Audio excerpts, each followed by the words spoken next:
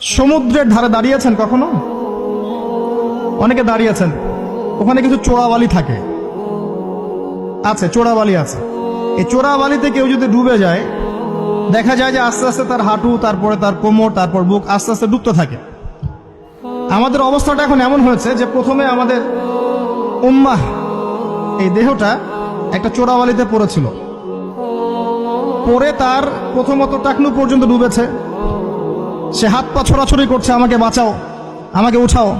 চারপাশে উম্মার অনুসারী মানুষরা ছিলেন, তারা বলছে নড়াচড়া করবেন না, নড়াচড়া করবেন না, নড়াচড়া করলে আরো ডুবে যাবেন, ওইভাবে থাকেন। উম্মাহ বেচারা এভাবেই ছিল। তারপর আস্তে আস্তে আস্তে আস্তে তার হাঁটু পর্যন্ত ডুবে গেল। সে অস্থির হয়ে ছটফট করছে, আমাকে বের করো, আমাকে বের করো, আমি ডুবে যাচ্ছি। আশপাশের মানুষ বলছে রিল্যাক্স, নড়াচড়া করবেন